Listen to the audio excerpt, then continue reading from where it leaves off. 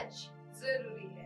नमस्कार दर्शकों, आप देख रहे हैं एमएनएस न्यूज। आइए देखते हैं आज की गुड मॉर्निंग न्यूज। पीटा ने रणवीर को दिया अनोखा इनविटेशन, कहा हमारे कैंपेन के लिए भी न्यूड फोटोशूट कराए। अमेरिकी मॉडल पामेला एंडरसन का उदाहरण दिया। रणवीर सिंह इन दिनों अपने न्यूड फोटोशूट की वजह से चर्चा में बने हुए हैं। इसी शूट की वजह से मुंबई में उनके ऊपर एफआईआर भी दर्ज हुई है। इन तमाम कंट्रोवर्सी के बीच पेटा पीपर for ethical treatment of animal ने न्यूड फोटोशूट के लिए रणवीर को इनवाइट किया है। पेटा ने उन्हें अपने विनजिग्न कैंपेन को प्रमोट करने के लिए इनविटेशन भेजा है। बता दें, रणवीर ने इस कंट्रोवर्सी के बीच अपने बयान में कहा था कि नेकड होने से मुझे कोई फर्क नहीं पड़ता। रणवीर सिन्हा के इनविटेशन लेटर में पेटा ने लिखा, हमने आपका मैगजीन के लिए किया गया न्यूड फोटोशूट देखा है। हम यह उम्मीद करते हैं कि आप हमारे इस वीगन कैंपेन के लिए बोल्ड फोटोशूट कराएंगे।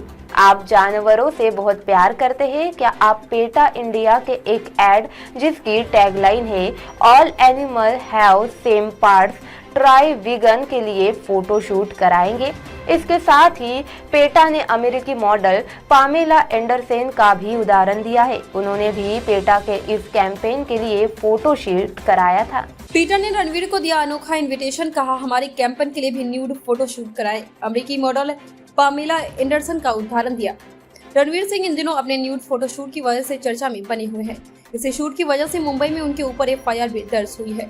इन तमाम कंट्रोवर्सी के बीच पेटा ने न्यूड फोटोशूट के लिए रणवीर को इनवाइट किया है। पेटा ने उन्हें अपने वीगनिज्म कैंपेन को प्रमोट करने के लिए इनविटेशन भेजा है। बता दें, रणवीर ने इस कंट्रोवर्सी के बीच अपने बयान में कहा था कि नकेड होने से मुझे फर्क नहीं पड़ता। रणवीर सिंह के इनविटेशन लेटर में पेटा ने लिखा, हमने आपका मैगजीन के लिए किया गया न्यूड फोटोशूट देखा है। हम यह उम्मीद करते हैं कि आप हमारे इस वीगन कैंपेन के लिए बोल्ड फोटोशूट कराएंगे।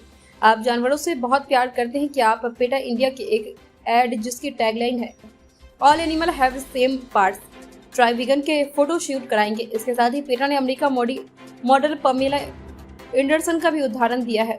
उन्होंने भी पेटा के इस कैंपेन के लिए फोटोशूट कराया था। 25 जुलाई को एनजीओ ने रणवीर के खिलाफ मुंबई में एफआईआर दर्ज कराई थी। इन पर आरोप लगाया कि रणवीर ने सोशल मीडिया पर न्यूड फोटो शेयर की है। उससे महिलाओं की भावना आहत हुई है। मुंबई पुलिस ने बताया था कि रणवीर के खिलाफ चेंबर पुलिस स्टेशन में ललित श्याम ने शिकायत की थी। उसके बाद ही यह कार्रवाई की गई। रणवीर ने यह फोटोशूट पेपर मैगजीन के लिए कराया था। डॉक्टर की पढ़ाई छोड़कर एथलीट बने श्री शंकर 44 साल बाद देश को कॉमनवेल्थ के मेंस लॉन्ग जंप में मेडल दिया। भारत के मुरली श्री शंकर में बर्मिंघम कॉमनवेल्थ गेम में ऐतिहासिक कामयाबी हासिल की है। उन्होंने लॉन्ग जंप इवेंट में 8.08 मीटर की छलांग के साथ सिल्वर मेडल जीता है। 44 साल बाद मेंस लॉन्ग जंप इवेंट में किसी भारतीय ने मेडल जीता है। उनसे पहले सुरेश बाबू ने 1978 कॉमनवेल्थ गेम्स में ब्रॉन्ज मेडल जीता था। अब श्री शंकर का सपना ओलंपिक में देश के लिए मेडल जीतना है। अगर आप खेल को लेकर उनके जुनून की कहानी सुनेंगे तो आपको भी यकीन हो जाएगा कि केरल का यह 23 साल का लड़का इस सपने को पूरा कर सकता है। कई बच्चे ऐसे होते हैं जो खेल में भी अच्छे होते हैं और पढ़ाई में भी। श्री शंकर भी इनमें से एक थे। उनके माता पिता दोनों खिलाड़ी रहे हैं, लिहाजा खेल को लेकर नैसर्गिक टैलेंट हमेशा उनके पास रहा। इसके अलावा वे पढ़ाई में भी बेहतरीन थे और 2017 में उन्होंने MBBS का एंट्रेंस एग्जाम भी पास किया था। अब बस एडमिशन लेने की देरी थी, लेकिन उन्होंने ऐसा नहीं किया। श्री शंकर ने घर वालों से खेल में करियर बनाने की बात शेयर की। यह मुश्किल फैसला था, लेकिन घर में उन्हें इसकी इजाजत मिल गई, लेकिन एक शर्त के साथ। शर्त यह थी कि खेलो लेकिन साथ में इंजीनियर बन जाओ।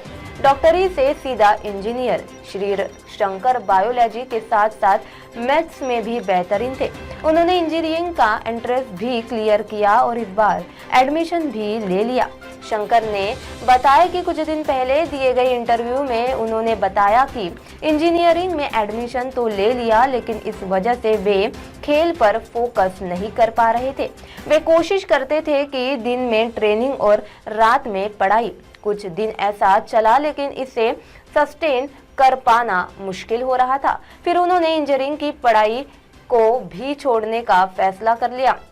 शंकर ने बताया था कि उनके मेडिकल में एडमिशन न लेने के फैसले पर टीचर ने आपत्ति जताई थी। उनका मानना था कि शंकर को एमबीबीएस कर लेनी चाहिए, क्योंकि हर कोई इस एग्जाम को क्लियर नहीं कर पाता है, लेकिन वह खेल के साथ इसे जारी नहीं रख सकते थे। भारत के मुरली श्री शंकर ने बर्मिंघम कॉमनवेल्थ गेम्स में ऐतिहासिक कामयाबी हासिल की है। उन्होंने लॉन्ग जंप इवेंट में 8.08 मीटर की छलांग के साथ सिल्वर मेडल जीता है। 44 साल बाद मेंस लॉन्ग जंप इवेंट में किसी भारतीय ने मेडल जीता है। उनसे पहले सुरेश बाबू ने 1978 कॉमनवेल्थ गेम्स में ब्रॉन्ज मेडल जीता था। अब श्री शंकर का सपना ओलंपिक देश के लिए मेडल जीतना है। अगर आप खेल को लेकर उनके जुनून की कहानी सुनेंगे तो आपको भी यकीन नहीं होगा। केरल का यह 23 साल का लड़का इस सपने को पूरा कर सकता है। कई बच्चे ऐसे होते हैं जो खेल में भी अच्छा होते हैं और पढ़ाई में भी। श्री शंकर भी इनमें से एक थे। उनके माता पिता दोनों खिलाड़ी रहे, लिहाजा खेल को लेकर नैसर्गिक टैलेंट हमेशा उनके पास रहा। इसके अलावा वे पढ़ाई में भी बेहतरीन थे और 2017 में उन्होंने एमबीबीएस का एंट्रेंस एग्जाम पास भी कर लिया। अब बस एडमिशन लेने की देरी थी, लेकिन उन्होंने ऐसा नहीं किया। श्री शंकर ने घर वालों से खेल में करियर बनाने की बात शेयर की।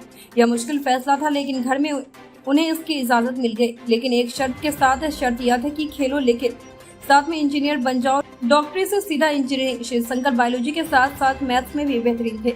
उन्होंने इंजीनियरिंग और का एंट्रेंस भी क्लियर किया और इस बार एडमिशन भी ले लिया। शंकर ने दैनिक भास्कर को कुछ दिन पहले दिए इंटरव्यू में बताया था कि उन्होंने इंजीनियरिंग में एडमिशन तो ले लिया, लेकिन इस वजह से वह खेल पर फोकस नहीं कर पा रहे थे। वे कोशिश करते थे दिन में ट्रेनिंग करें और रात में पढ़ाई। कुछ दिन ऐसा चला, लेकिन इसे सस्टेन कर पाना मुश्किल हो रहा था। फिर उन्होंने इंजीनियरिंग की पढ़ाई को भी छोड़ने का फैसला कर लिया।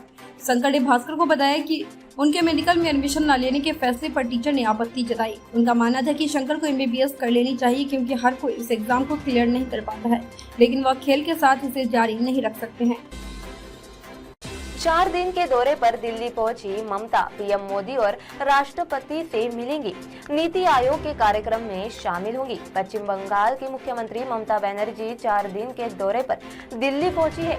यहां बंगाल सीएम शुक्रवार शाम 4 बजे पीएम मोदी से मुलाकात करेंगी। वहीं शाम 6 बजे राष्ट्रपति से भी मिलेंगी। राष्ट्रपति बनने के बाद द्रौपदी मुर्मू की ममता बनर्जी से यह पहली मुलाकात होगी। ममता का यह दौरा ऐसे समय हो रहा है जब उनकी पार्टी के नेता पार्थ चटर्जी के खिलाफ प्रवर्तन निदेशालय लगातार कार्रवाई कर रही है। दिल्ली में बंगाल सीएम 7 अगस्त को होने वाली नीति आयोग के कार्यक्रम में हिस्सा लेंगी। इसके साथ ही वे विपक्षी दलों के वरिष्ठ नेताओं से भी मिलेंगी। आज रात ममता टीएमसी के राज्यसभा सदस्य सुखेंद्र शेखर रॉय के आवास पर पार्टी के सांसदों से मुलाकात कर सकती है। शनिवार को वे गैर कांग्रेसी विपक्षी नेताओं के साथ राजनीतिक मसलों पर चर्चा कर सकती है। देश में 6 अगस्त को होने वाले उपराष्ट्रपति चुनाव के चलते ममता का यह दौरा खास माना जा रहा है।